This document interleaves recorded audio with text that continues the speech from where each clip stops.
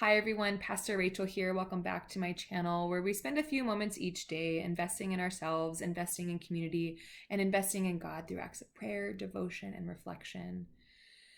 Today, I want to talk about grief and talk about this feeling and this topic that so many people do not want to talk about. And yet, so many people are experiencing right now and have been experiencing since quarantine started. Grief is such a big topic, and everyone grieves differently. Everyone mourns differently. The process literally is different for every single human because our own needs and our own expectations and our own abilities factor into how we grieve. And grief isn't simply just with the loss of a loved one. While that is true for so many people, that this virus is affecting and infecting people, and it's also taking and ripping the lives of people away from this world, this earthly world. The loss of human life is real, and the grief of human life is real. But that's not the only grief that is occurring right now during this pandemic. The grief of a loss of a job. So many people that I know are being laid off and are no longer able to be employed because their organization or their company cannot sustain having employees because there's no income, because no one is going out and no one is shopping and no one is buying or no one is doing this A, B, C, D. But the loss of employment is huge. There's also this grief that's existing in people who are the employers, who are having to make these very tough decisions with regards to letting people go and knowing that their livelihood is at stake because organizations cannot support their employees. There's the grief of normalcy and routine, that it has been completely disrupted with regards to this stay-at-home protocol and quarantine and the inability for anything to feel normal anymore. My normalcy is completely blown out of proportion. Nothing feels normal. And that in itself is a huge loss. I've been feeling and wrestling with this sinking pit in my stomach for, we've been now in our church. We have not met in 18 days. It feels like 18 months at this point, but it's been stirring and I didn't know what it was. And the other day I read on Facebook an article about how we are all grieving. And I said, that's it. I didn't know it, but that's what I've been feeling is grief. Is this wholehearted sadness that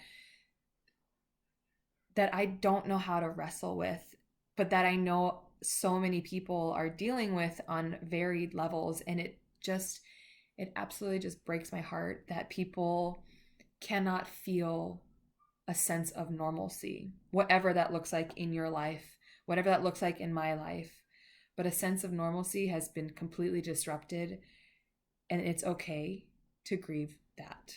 It's okay that you feel that. It's okay that we feel that we are acknowledging that this feeling of grief exists. And it's also an incredibly holy and Christian thing to grieve and to be sad and to be heartbroken. And,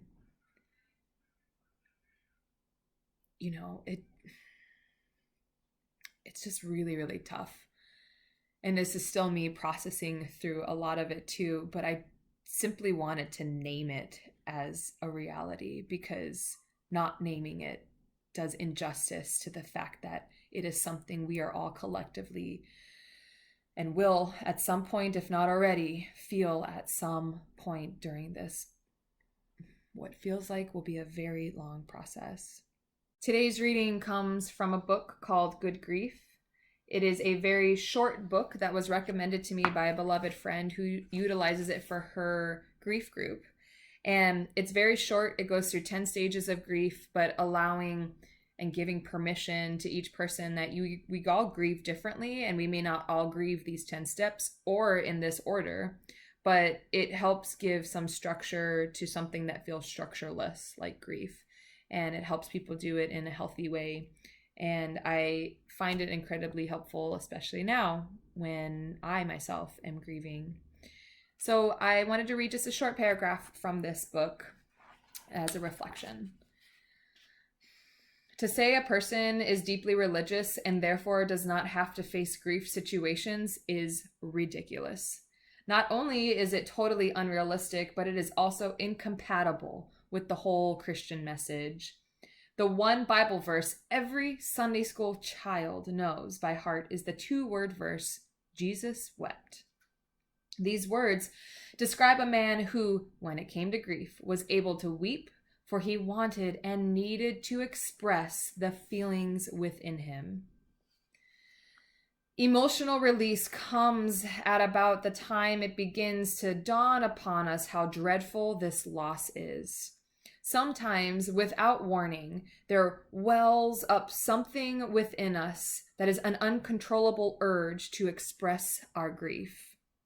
And this is exactly what we ought to do. Allow ourselves to express the emotions that we actually feel, because emotions are very valid.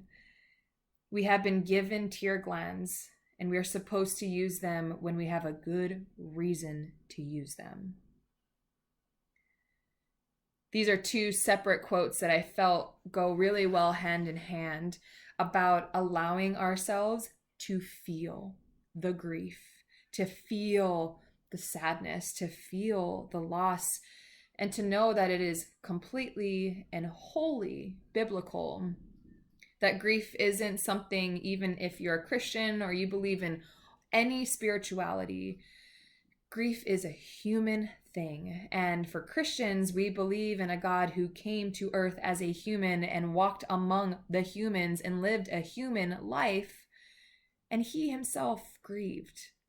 We believe in a God who dwells with us in the pain, who stands in solidarity in the sorrow, and for goodness sakes, understands our grief. As we move forward these next, what feels like many, many, many weeks to come, it is okay. It is okay to be sad. It is okay to feel like you are grieving. It is okay to mourn whatever it is that you are losing in this pandemic, and whatever it is that is shifting and disrupting our normal lives. It is okay to grieve. My friends, we leave this place in peace, and we leave this place in God's grace, and we leave this place knowing that being human and feeling emotions and allowing ourselves to weep if we need to grieve if we need to be sad if we need to, that is all good and holy. So may we go in the love of God. Many blessings, my friends, and be well. Amen.